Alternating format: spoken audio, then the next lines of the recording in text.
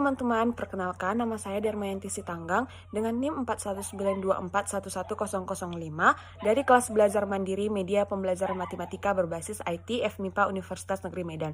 Nah, di video kali ini saya akan mengajak teman-teman untuk membicarakan tentang multimedia interaktif. Tanpa berlama-lama lagi, langsung kita simak aja yuk videonya. Nah, apa saja yang akan kita bahas di video kali ini? Yaitu yang pertama ada pendahuluan, kemudian multimedia pembelajaran interaktif, kemudian fase perkembangan media, teori tentang multimedia interaktif, bahan ajar berbasis multimedia interaktif, dan yang terakhir, keunggulan dan fungsi bahan ajar multimedia interaktif. Nah, kita awali dengan pendahuluan. Perkembangan teknologi multimedia telah menjanjikan potensi besar dalam merubah cara seseorang untuk belajar, untuk memperoleh informasi, menyesuaikan informasi, dan sebagainya. Multimedia juga menyediakan peluang bagi pendidik untuk mengembangkan teknik pembelajaran sehingga menghasilkan hasil yang maksimal. Demikian juga bagi pelajar, dengan multimedia diharapkan mereka akan lebih mudah untuk menentukan dengan apa dan bagaimana siswa untuk dapat menyerap informasi secara cepat dan efisien. Sumber informasi tidak lagi terfokus pada teks dari buku semata-mata, tetapi lebih luas dari itu. Kemampuan teknologi multimedia yang telah terhubung internet akan semakin menambah kemudahan dalam mendapatkan informasi yang diharapkan. Nah, video ini dilatar belakangi oleh pemikiran bahwa pembelajaran di sekolah dengan segala persoalannya merupakan sistem yang cukup luas dan kompleks. Persoalan yang dihadapi sekolah-sekolah saat ini salah satunya berkaitan dengan belum optimalnya penyediaan, pemilihan, dan penggunaan media pembelajaran di sekolah. Salah satu upaya adalah membuat dan menerapkan suatu model pembelajaran multimedia interaktif pada pembelajaran di kelas. Diharapkan dengan menggunakan multimedia interaktif akan sangat optimal untuk menciptakan pembelajaran yang interaktif pula. Nah, selanjutnya kita akan membahas lebih lanjut tentang multimedia interaktif. Nah, sebelum mempelajari multimedia interaktif, kita akan mempelajari tentang multimedia. Apa sih multimedia itu? Jadi, pada multimedia itu biasanya ada teks, ada audio, gambar grafik, animasi, dan hyperlink. Jadi dapat kita simpulkan secara terminologis, multimedia adalah kombinasi berbagai media seperti teks, gambar, suara, animasi, video, dan lain-lain secara terpadu dan sinergis melalui komputer atau peralatan elektronik lain untuk mencapai tujuan tertentu. Nah, tadi kan di multimedia itu ada berbagai komponennya seperti audio, video. Jadi kita dapat menyimpulkan bahwa komponen multimedia tadi ada seperti salah satunya yaitu teks. Teks ini akan berguna untuk mendeskripsikan informasi yang diperlukan untuk menyampaikan pesan tertentu. Kemudian ada audio, alat bantu menyampaikan informasi dalam bentuk suara. Kemudian animasi atau video, mendeskripsikan materi yang bersifat proses dan dapat mengilustrasikan hal-hal abstrak menjadi lebih nyata. Kemudian ada hyperlink, yaitu sebagai tautan yang berisikan bagian dari bahan ajar interaktif, dan terakhir gambar, yaitu pelengkap teks dalam menyampaikan informasi sehingga lebih mudah dipahami pengguna. Jadi komponen multimedia ini sebenarnya masih ada lagi seperti grafik, seperti gambar-gambar animasi atau gambar GIF, tetapi yang paling sering dijumpai itu adalah yang ada di video ini. Nah, tadi kita sudah mempelajari tentang multimedia, kita akan membahas tentang multimedia pembelajaran interaktif. Multimedia interaktif. Jadi multimedia itu sebenarnya terbagi atas dua, yaitu multimedia linear dan multimedia interaktif. Multimedia linear ini multimedia yang tidak dapat dikontrol, disimpan, dan disajikan oleh penggunanya. Jadi dia nggak bisa dikontrol. Misalnya nggak bisa diberhentikan, dia selalu berjalan, udah ditentukan gitu, udah disusun alurnya bagaimana. Contohnya film pada televisi atau acara pada televisi itu kan tidak bisa kita hentikan karena dari sananya, dari yang pembuat acara itu mereka sudah menjalankan bagaimana alurnya. Jadi kita tidak bisa mengkontrol media tersebut. Nah, yang kedua ada multimedia interaktif. Berbanding terbalik dengan multimedia linear yang tidak bisa dikontrol, multimedia interaktif ini adalah multimedia yang dapat dikontrol, disajikan, dan disimpan oleh penggunanya. Contohnya aplikasi pembelajaran. Aplikasi pembelajaran ini kita bisa menentukan kapan kita akan bukanya, kita bisa membuka kapan saja dan di mana saja. Kita bisa memberhentikannya, bisa kita simpan juga di perangkat kita. Jadi itu adalah perbedaan multimedia linear dan multimedia interaktif. Nah, tadi kan kita udah mempelajari tentang multimedia dan kita udah tahu apa itu multimedia interaktif. Maka kita dapat menyimpulkan bahwa multimedia interaktif adalah gabungan dari beberapa media digital yang dibangun dengan komponen teks, gambar, audio, animasi, video, dan hyperlink, yaitu komponen media yang menghasilkan suatu pesan atau informasi pada media elektronik seperti smartphone, laptop, atau komputer yang memungkinkan penggunanya untuk melakukan aksi, komunikasi, dan navigasi. Nah, di sini interaktif yang dimaksud itu dapat berupa yang pertama interaksi antara elemen-elemen yang membangun bahan ajar interaktif tersebut. Interaksi antar lingkungan yang ada di sekitar baik lingkungan virtual dan nyata, dan kemudian ada interaksi antar bahan ajar dan penggunanya. Nah, interaktivitas suatu multimedia didefinisikan sebagai tingkat keterlibatan pengguna ketika menggunakan media tersebut. Terdapat 4 level utama interaktivitas yang dilakukan pengguna. Yang pertama itu pasif. Pada level ini pengguna hanya bertindak sebagai penerima informasi. Yang kemudian ada yang kedua, level partisipasi terbatas, di mana pengguna itu atau siswa yang menggunakan multimedia itu dapat melakukan respon sederhana pada saat menggunakan bahan ajar tersebut. Dia hanya responnya itu hanya sedikit, tidak terlalu banyak. Yang kemudian ada level partisipasi kompleks. Pada level ini siswa dapat melakukan banyak respon dengan cara yang bervariasi dalam menanggapi isyarat instruksional. Yang keempat, level partisipasi nyata. Pada level ini pengguna terlibat aktif dalam menanggapi isyarat instruksional secara kompleks. Nah, tadi kita sudah mengetahui apa itu multimedia interaktif. Nah, sekarang kita akan membahas apa sih itu multimedia pembelajaran interaktif. Pertama, kita harus mengetahui apa itu pembelajaran. Pembelajaran adalah suatu rangkaian aktivitas yang diatur secara sistematis dan terencana secara baik dalam bentuk bimbingan atau arahan yang dilakukan guru kepada siswa yang bertujuan untuk mencapai tujuan belajar yang ditetapkan. Nah, jadi multimedia pembelajaran adalah pemanfaatan multimedia dalam proses pembelajaran, sehingga dapat kita simpulkan bahwa multimedia pembelajaran interaktif adalah suatu program atau aplikasi pembelajaran yang dikembangkan dengan memadukan antara teks, gambar, video, animasi, dan lain-lain dengan bantuan komputer, di mana pengguna dapat mengoperasikan dan berinteraksi dengan program tersebut secara aktif. Nah, kemudian kita akan melanjutkan tentang fase perkembangan media. Jadi media ini itu mengalami perkembangan, nggak selamanya dia yang seperti yang kita ketahui sekarang berbentuk digital, tetapi dia ada perkembangannya, ada prosesnya. Nah, bisa kita lihat fase perkembangan media seperti yang ada di layar. Pada tahun 1455, media itu masih berbentuk dalam media cetak, hanya media cetak. Kemudian berkembang pada tahun 1876 ditemukan telepon. Media berkembang menjadi telepon. Jadi tidak hanya ada media cetak, telepon juga bisa, yaitu media yang ada komponen audionya. Media cetak tadi hanya ada komponen gambar ataupun teks. Kemudian pada tahun 1878 ada berkembang lagi menjadi radio. Radio ini, kalau telepon tadi hanya bisa didengarkan oleh 2 orang, radio ini sudah bisa didengarkan oleh banyak orang. Namun masih komponennya itu masih yang ada itu adalah audio. Kemudian pada tahun 1900 berkembang lagi menjadi televisi. Nah, komponennya sudah bertambah, yaitu animasi atau video, gambar, teks, dan audio. Dan ini juga sudah bisa dirasakan oleh banyak orang yang memiliki televisi. Kemudian di tahun 1999 itu ada digital, yaitu itulah yang sekarang kita gunakan. Banyak perangkatnya seperti smartphone, laptop, dan lain-lain. Begitulah fase perkembangan media dari awal dari media cetak hingga digital yang kita gunakan sekarang dari 1999 hingga sekarang. Nah, kita lanjut dengan teori tentang multimedia interaktif. Jadi ada 4 teori tentang multimedia interaktif. Yang pertama, teori pembelajaran mandiri atau Theory of Independent Study. Jadi, teori ini menekankan kemandirian pembelajar dan pengadopsian sehingga pembelajaran dapat terjadi tanpa batasan waktu dan ruang. Jadi, pembelajaran juga dapat bersifat individual dengan menyediakan kesempatan untuk memahami materi secara lebih mendalam. Penguasaan materi dipertanggungjawabkan oleh pembelajar dan mereka belajar sesuai langkah yang ditempuh. Kemudian yang kedua itu ada teori jarak tanggapan atau teori of transactional distance.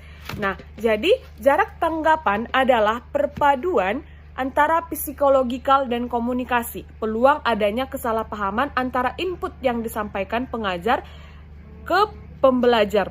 Jadi, konsep kunci dari teori ini adalah adanya dialog, struktur, dan otonomi pembelajar. Teori ini merupakan lanjutan dari teori pembelajaran mandiri.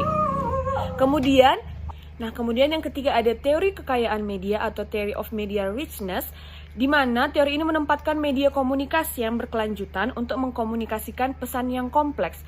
Jadi teori kekayaan media ini berdasarkan pada teori pemrosesan informasi. Berdasarkan teori ini, semakin bias pesannya, maka akan dibutuhkan lebih banyak petunjuk dan data untuk dimengerti. Kemudian yang terakhir ada teori pembelajaran multimedia atau theory of multimedia learning, di mana individu akan belajar lebih baik ketika pesan multimedia dirancang secara konsisten sesuai cara berpikir manusia. Jadi, teori ini dikemukakan oleh Richard Mayer. Teori ini menjelaskan pembelajaran dengan multimedia dari perspektif psikologi pendidikan dan menekankan bahwa individu akan belajar lebih baik ketika pesan multimedia dirancang secara konsisten sesuai cara berpikir manusia. Nah, kita sudah tahu tentang teori dari multimedia interaktif. Sekarang kita akan mempelajari bahan ajar berbasis multimedia interaktif. Jadi, kita tadi sudah tahu apa itu multimedia interaktif. Nah, bagaimana sih bahan ajar berbasis multimedia interaktif ini?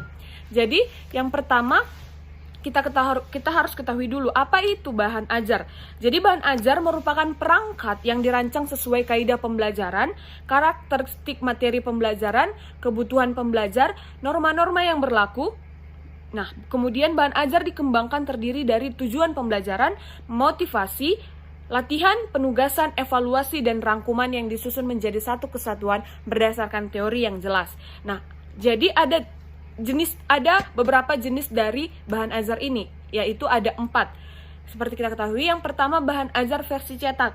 Ini contohnya seperti buku. Kemudian yang kedua ada bahan ajar versi audio. Ini bisa kita misalkan seperti radio dibawa ke kelas.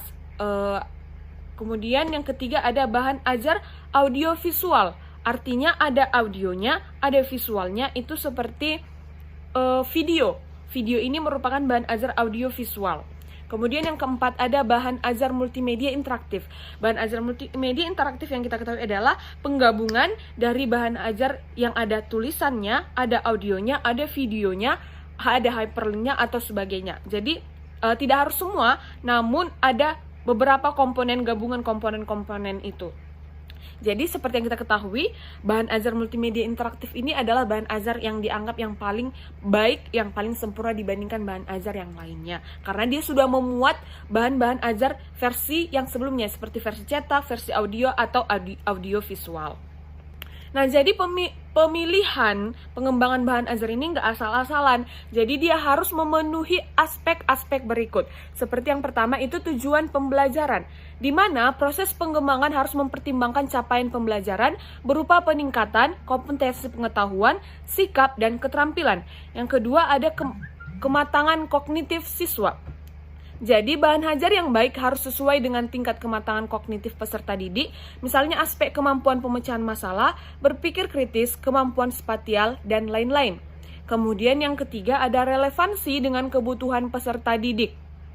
Hal ini berguna agar bahan ajar dapat digunakan sebagai instrumen yang membantu peningkatan kompetensi yang dibutuhkan oleh siswa. Yang keempat ada teori belajar sebagai fondasi pengembangan bahan ajar.